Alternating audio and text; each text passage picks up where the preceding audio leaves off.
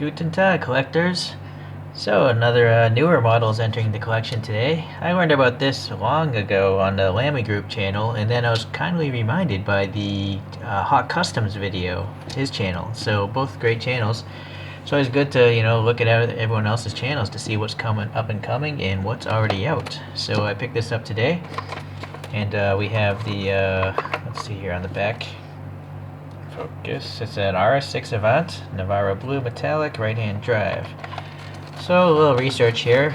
Audi actually uses the RS6 as one of their premier halo cars to introduce new technologies and stuff.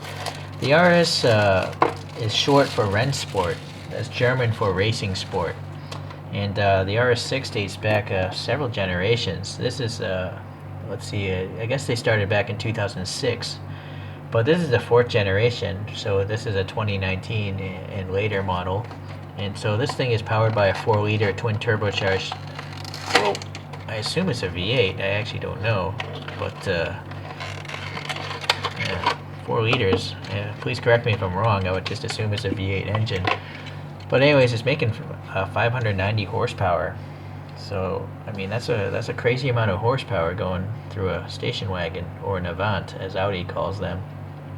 So this thing having a quattro all-wheel drive, it'll do 0 to 60 in 3.6 seconds, and it'll go over 300 kilometers an hour, or over 185 miles per hour. So pretty fast car indeed. It's a full-on sports car, or possibly a supercar.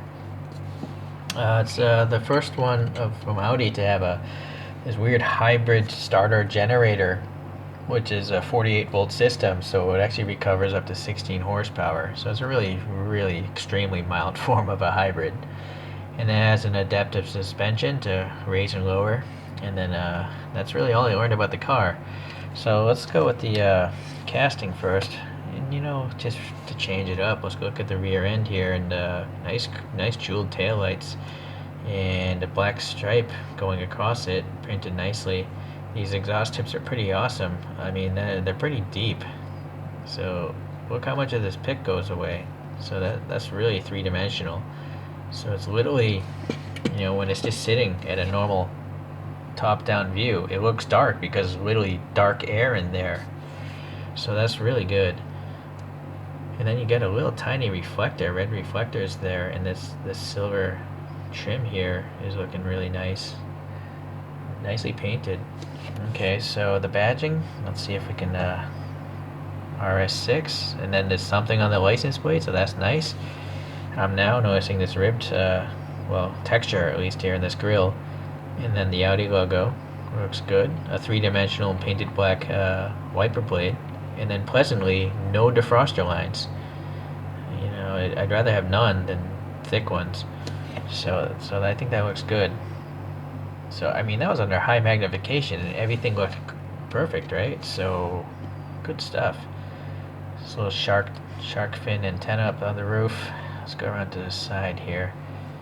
Fuel filler door seems alright. Door handles are sticking out and going in underneath. So that seems pretty good. The wheels, yeah, that's a MiniGT. I think they all roll pretty well. Yeah. The side tread blocks. That's one thing. I was just talking to a viewer, Travis, and we were just talking a lot of times the treads, they're just so deep, the treads, that they look like off-road tires from the side. I kind of wish I'd rather just have slicks, but I don't know. Somewhere there's got to be a fine line or a better way to design a tire where it looks normal from the side but still has a tread. Oh well. I'm being nitpicky. It doesn't really bother me that much, but if improvements can be made, I'll point them out. Alright, so we got some black here on the windows, painted really nice, and then you got also the silver chrome accent looking good too.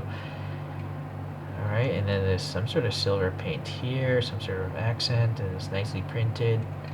These rubbery mirrors, yep, rubbery mirrors, so that's good. And since they're silver or white, they're actually silver, yeah, I guess it's reflective already. Alright, so you're not going to get a disc brake system from MiniGT, but I'm okay with it for the price. I mean, the rest of the model looks fantastic, so if that's one sacrifice, then I'll live with it. Okay, so this badge looks good. It's raised as well, and all these grills have this cool texture in there. I don't know what these blocks are on the real car. It is accurate. Not sure what they are. Sensors or what? Maybe there's some sensors behind there. So this RS6 badge here. Yeah, well, the 6 is a little tough to see, but it's pretty, I think it's good enough. Dental pick, right? I mean, that thing is so small, it can fit between your teeth. So that's pretty impressive. All right. And this one also has some silver accent here, and then on the little chin spoiler here. So really nice, and then jeweled lights, of course. Ooh, I think. No, I was wondering if they had vertical ribbing like a piece of glass would, but actually modern headlights, they don't have that ribbing, I don't think. They just have a clear pane, and then all the reflector is going on back in the light bucket, so I guess that's really accurate. I'm thinking of old glass headlights where the lens actually had ribbing, but I don't think modern ones do. Okay. Yeah, this paint, by the way, pretty nice. We can get a really good idea of how good it is. So dark, metallic, a little bit of orange peel, a little dimple there. I don't know if there's an oil or something there, but it's good. It's good enough. I can't complain about it. Okay, so we've looked over the exterior. Let's go to the bottom. Oh, nice. All right. The earlier releases, I always complained with MiniGT, not knowing what the vehicle was, but now we know this is an RS6 Avant. That's good for like future generations. You know, in 20 years, some cars like this are going to be on eBay. There'll be a whole new generation of collectors, or even kids. You know, and just visiting someone's house, they'll be like, "What is that car? It looks cool." They could just pick it up and be like, "Hey, that's what it is," right? So it's just logical. And I'm glad to see that they're doing this now. So it is screwed together, which is another great thing. I wish like Greenlight and other brands would. I wish all brands did this, so you can modify it. If you don't like the black interior, you can paint it. If you want to do a wheel swap, you can do that. You know, but when you press it together like a Hot Wheels, you gotta drill it out and stuff like that. And I literally drilled into my hand once, modding one of those Hot Wheels. The bit broke and it went into my hand. So that's why I really appreciate a screwed together base, though. Thanks, MiniGT. Now I'm gonna assume well, I was thinking there might be a screw back under this exhaust, but maybe it's like got a tab. You know, there might be a tongue and groove or something going on inside there. I don't know. Okay, well anyways, pretty good detail on the bottom there. So yeah, this now leaves us the interior, which unfortunately I will have to pull out a flashlight because it is just black. And molded windows are distorted, so it's really hard. I'm trying to look at the front end here.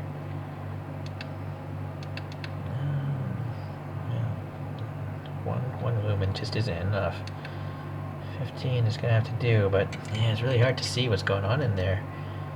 There's clearly molded details, but well, there's a center console. There's some sort of cubbies and stuff. Some sort of shifter, I assume, that rectangular thing. The seat, I think it has some textures. The rear seats look like it's got a little bit of graininess to it. You can see some sport buckets here. Alright, so I guess, you know, there's plenty of detail in there. Just a little bit hard sometimes to see with the distorted windows and just a black color. Okay, but anyways, well, on the wiper blades, yeah, those are, yeah, I talked about those. And then the blackout around the windows looks good too. And that is a little chrome, you know, rail here on the roof. Didn't realize that before. So this is this is a perfect model for the price. I mean, the only thing it's really missing are disc brake systems when you have these giant gaps, right? But for the price these things are sold for, I don't know if you could ask for that, right? You have to get up to Inno 64 prices before you see disc brakes. So there's really nothing to complain about. This thing is awesome. So once again, I love MiniGT. There was a little string. I did a review on some Skyline GTRs, and two of them had some jacked up taillights because the way they designed the lights just maybe didn't make as good sense as it could have. But this, you can't really mess it up, so it's awesome. Okay, well, I guess just to reinforce its accuracy, you can decide if you think that looks similar. I'm looking it over myself here. I think it looks quite similar. Yeah, alright, let's try the rear view.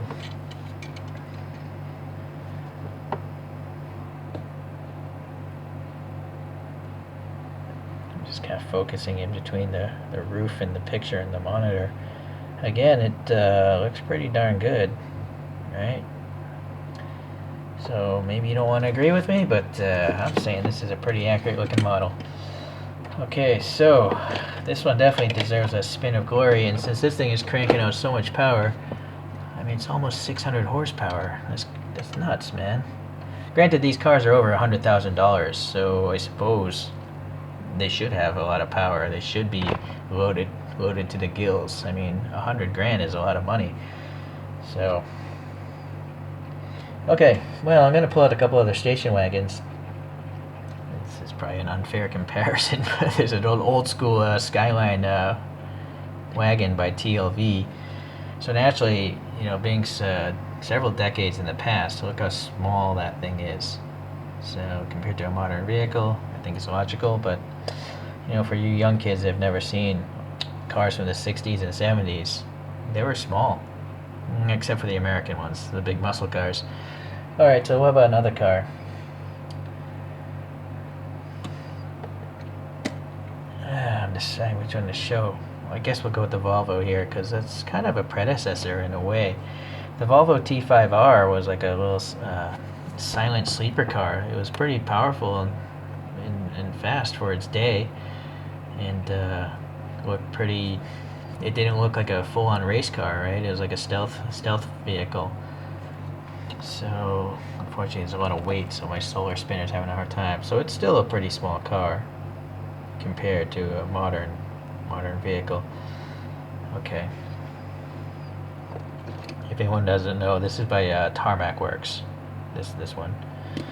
And I think I'm gonna save the last one because it's an Audi, and this is just a mainline Hot Wheels. It's that RS2 that just came out this year.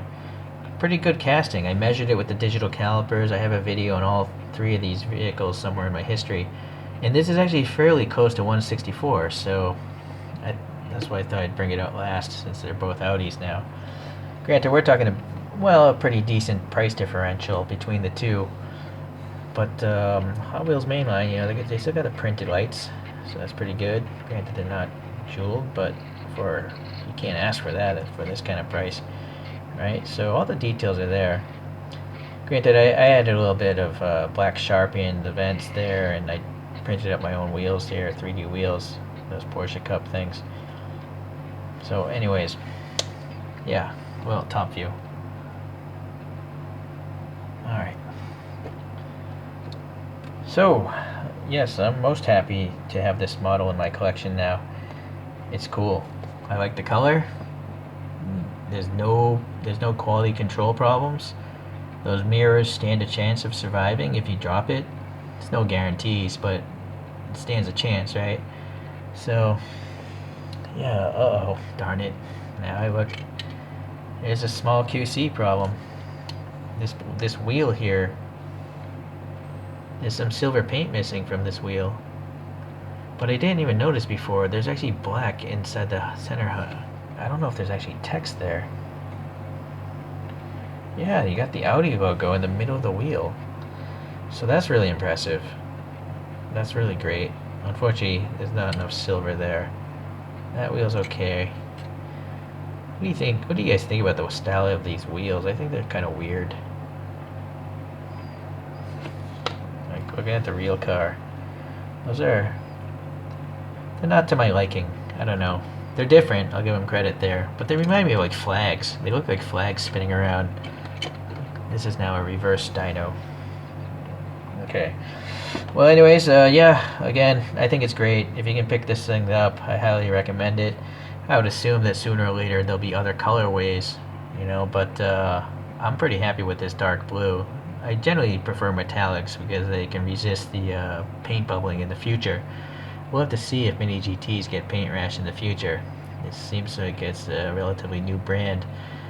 So I don't know. I've never seen it happen yet, but I don't have too many myself. If any of you guys have the really early editions, the first releases, and you can leave a comment, whether or not it has paint rash or not. I'd be curious to know. I'm sure many others would as well. Okay, so it's been a long enough video, so thanks for watching, and we'll see you in the next review.